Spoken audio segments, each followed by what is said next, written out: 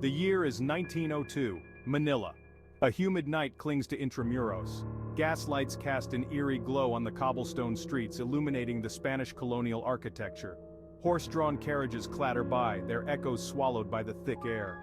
In the shadows, a city holds its breath. Fear lingers, a constant companion to the whispers of a killer on the loose. Intramuros, the walled city, a place of secrets. Within its confines, a new order is taking hold. American soldiers patrol the streets, their presence a stark reminder of the recent shift in power. Yet beneath the surface of order, an undercurrent of unrest simmers. The ghosts of the Philippine Revolution linger, whispering tales of resistance. American policemen, as Sergeant William Carter.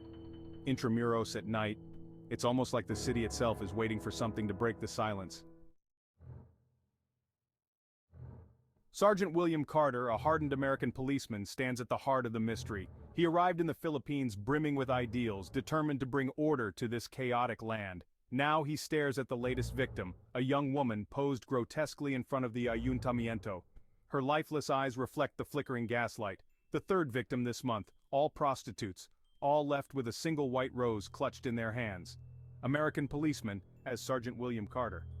Fear has become a palpable presence in Intramuros. Whispers travel through the crowded markets, the dimly lit cantinas, and the opulent homes of the elite.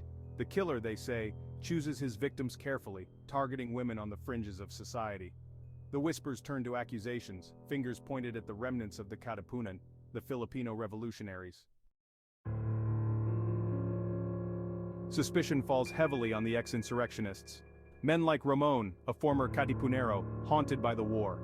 He fights to find his place in this new world, struggling to provide for his family while carrying the weight of his past. Insurrectionist leader, as Ramon. American policeman, as Sergeant William Carter. I see the resentment in Ramon's eyes, the simmering anger. He seems like a potential killer, but I am a man of logic, of evidence. The killings are precise, calculated. They speak of a chilling intellect. Could an ex-soldier driven by rage orchestrate such meticulous horrors? I begin to doubt my own suspicions. There is a coldness to these murders, a detachment that speaks of a different kind of darkness. Father Dominguez, the parish priest of San Agustin Church, becomes an unlikely confidant for Carter. He is a man of God, yet there is a worldliness to him, a sharpness in his eyes that betrays a keen understanding of human nature. Priest, as Father Dominguez. He offers Carter solace, a listening ear, and a unique perspective on the case. Dominguez speaks of the darkness that resides within men, the potential for evil that lurks beneath the surface of piety. Priest, as Father Dominguez. He warns Carter against jumping to conclusions, reminding him that the line between guilt and innocence is often blurred. His words plant a seed of doubt in Carter's mind, a nagging suspicion that the killer may be closer than he thinks. The investigation takes a sharp turn when a clue surfaces. A distinctive button found near the latest victim. The button leads Carter to a tailor shop within the walls of Intramuros. American policeman, as Carter. The tailor, a nervous man with trembling hands, reveals the owner of the garment, Father Dominguez. The revelation hits Carter like a physical blow. The priest, his confidant, the man of God. American policeman, as Carter. The pieces fall into place. The priest's knowledge of the victims, his understanding of the human psyche, the meticulous nature of the killings. It all points to him, but why?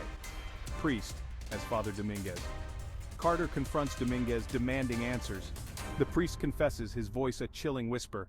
He speaks of sin, of the need to cleanse the city of its immorality. He saw himself as an instrument of God, delivering his own twisted form of justice. Justice is served, but the victory rings hollow for Carter. The priest, untouchable due to his status within the church, is quietly sent back to Spain, escaping any real punishment. Carter is left grappling with the truth. The killer was not a vengeful ex-soldier, but a man of God, driven by a perverse sense of righteousness. American policeman, as Carter. His faith in the institutions he represents is shaken to its core. Carter stands on the ramparts of Intramuros, looking out at the city. The humid air is thick with the scent of jasmine and the distant sounds of life. Yet, Carter feels a chill. He is haunted by the case, by the faces of the victims, by the realization that justice is a complex, often elusive ideal. He arrived in the Philippines seeking order, but found only chaos. The mystery is solved, but the questions linger. He is left with the heavy weight of his own conflicted emotions, forever altered by the darkness he has witnessed.